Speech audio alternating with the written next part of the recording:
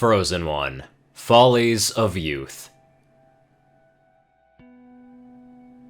The worst challenge that Celestia ever gave Discord was being an adult. How she managed to make that even more difficult should have frustrated him from the moment that he met her. And instead, all it did was whip every shred of frustration he had into raw focus.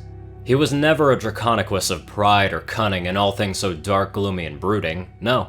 He just craved the taste of victory. The idea that he could be a being of effortlessness like a little white filly of grace and poise who grew into an ethereal mare. Chaos was all big shows, bigger sounds, and oodles of effort to get a maximum reaction from every creature that witnessed it. That was the thing about Chaos. It needed witnesses and challenges as much as the stone needed Sisyphus to get it rolling. Discord just never would admit to such a thing, or at least never in a way that any pony would understand. No fun could come from such a thing. The first time that they had laid eyes on one another, there were two things to notice. First, Discord knew that Celestia was utterly different from him. Second, it was in their differences that they were the same. They carried themselves like they cast no shadows, or at the very least, that every other creature was their shadow, and only he would admit to that. Even as a filly and a cub, each of them acted like the guests of honor at a party that had not been set up yet. A party that they were only half aware of, that they were supposed to star in. That very concept was one that he would learn centuries later, as an older Draconequus who knew both the worship of the forefathers of Saddle Arabians and the refined ways of Celestia's little ponies.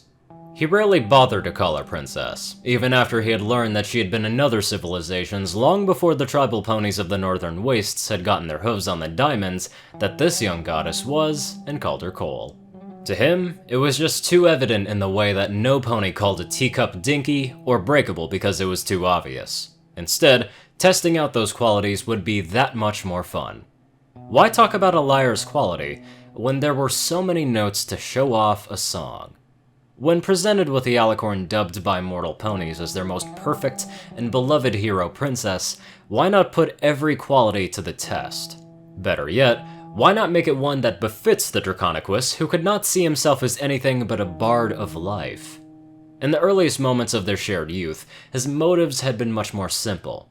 When confronted with the prettiest, most fascinating thing he had seen since the first incarnation of blue cheese, why not tell her by giving that irresistible mane a gentle pull and asking if she wanted to see him touch his tongue to his elbow? He promised it would work that time, and the stupefied reaction that he saw on her face as it worked made him come to two very important realizations. For all of her attempts at the girlish predecessor to adult coyness, she was rather pretty. Even upside down, and certainly past her bizarre, sandy white, totally symmetrical features.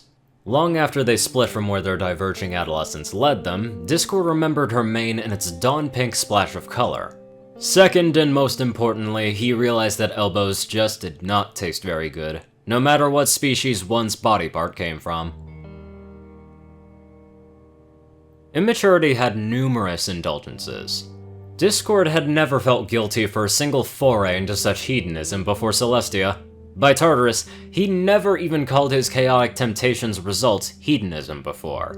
Doing so was to admit that there was a lack of control over the one thing he wanted to have a grip on: himself. Nothing had ever been more perplexing than to have his hilarity thrown in his face as hilarious as though he were a laughingstock. Even when he was faced by a former friend bogged down in speech, not her own, and mortal folly in their boring ways, the very ones that he had come to save them from, her dimmed light made him look dimmer still. She spoke of him as a child, with her sister as her own ghost, though neither of them could know death. His own friend had a war declared on him in his grand design of undesign and disorder. In doing so, she who thought herself so adult made him a child. And by Tartarus, she was vocal about it. Forget how much that stung. For a fellow in eternity to forsake him for the cruel and temporary. She had shown herself to be a master of the strings as much as he was, only her strings were hooked to herself more than any other creature. Celestia was perfect in that way, keeping herself queenly cold in measure for measure. If her oldest friend threatened with war and dismissed her work as an invasion this and cult beasts playground that, she would have never caved in to that challenge. Celestia would have never granted herself the indulgence. By the time Discord realized that he wanted that kind of status, that of a frozen one, colder at heart than any frozen north that she had returned from, and able to bury it all, he was petrified with no chance to shake the follies of youth from himself. He had been moved. The whole city had. Discord knew that he was in a city because after Tia and Luna had unleashed the world's tree artifacts upon him, it was Celestia who positioned him in the most intact of all the cities in their land. There, the ponies could gawk at his state as an example of the Divine Sisters' union with the world tree and the untold power it produced. And the way that monsters were slain if they messed with the goddesses, he was only the first, or so it seemed. Distantly, he knew that some other statues had been added. That he could sense. None had voices, all were without minds. That was just one of the many tortures that came with his state. He had realized that the world tree, that old primeval thing, would have artifacts beyond any measure that the gods of the world would be able to tap into. When Celestia ordered her shadow that had once been Luna to wage mortal warfare against him, he knew that eventually the realization that powerful beyond mortal means were needed to defeat him would dawn upon both. Being the fine Draconiquus usurper that he was, he had to stay enough steps ahead of them. What better thing to do than slowly sicken the heart of the planet, the Great World Tree? Faith had to be on his side. The faith that the artifacts of uncontrollable power would no longer work without where their roots sank into the earth. In that respect, he had been wrong. What he was right about was a truly terrible thing.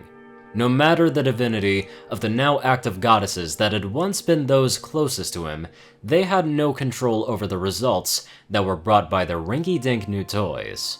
That was why they could move him like he were an ordinary lawn ornament. Except, he was no longer sure that there was a they anymore. For what little certainty that he had, it had been far too long since he heard Luna's voice.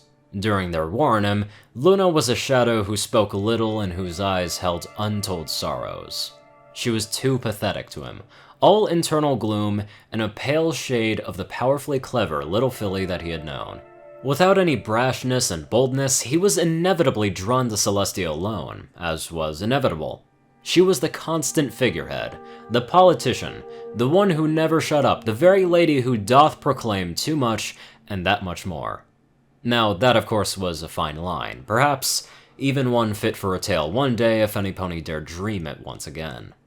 Luna had simply faded, with the frightening abruptness of a mortal, like a war casualty.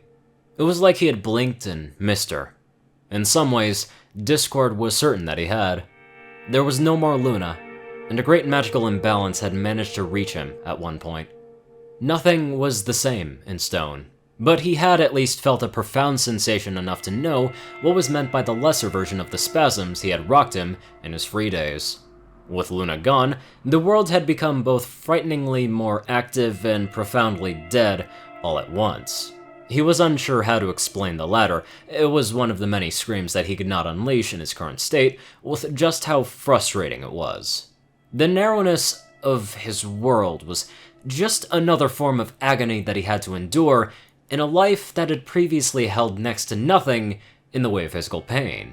Not only had he been moved, but the whole mountain was also teeming with the sounds of construction and revitalization. Discord could no longer pick out the sounds and minimal sensation of life so clearly. That waned quickly in what he imagined would have been the first few days and nights. Only after the time after Luna and the shaking of Canterhorn Mountain, with the voices of laborers and symphonies of a city being built up for something grander, had two ponies become quite clear. At some point shortly after the hollowness where Luna had been quite keen, Celestia had visited him. During that visit, she had been crying. Celestia always hated crying, cursing it as the weakest of emotions even as a filly, one that was shameful, uncontrollable in a way suggesting masculinity before she even fully understood what that meant. At the ages Discord had seen her crying, in the times when he knew to cheer her up, the only thing she had really known to insist was that crying was for cults. Echoes in his maelstrom of memory where nothing ended and began clearly anymore thrust this crying Celestia to mind. one who wept as he had never known her to. Lastly, when he realized that he had been thinking of her again, there was a vine of roses winding up the base of his statue. The sensation of their thorns against his hind legs, just barely there. Oh my god, Discord got roses from Celestia? Dude, poggers! In all seriousness though, I really did enjoy this story a lot because it's a deep one, and sometimes it's nice to get deep once in a while. Don't take that the wrong way. Now, let's say hello to our PogChamp and probably not dirty-minded donators. Top donators, Dash of Evergreen, Peter Coulthard, J Tinman, and Darkside.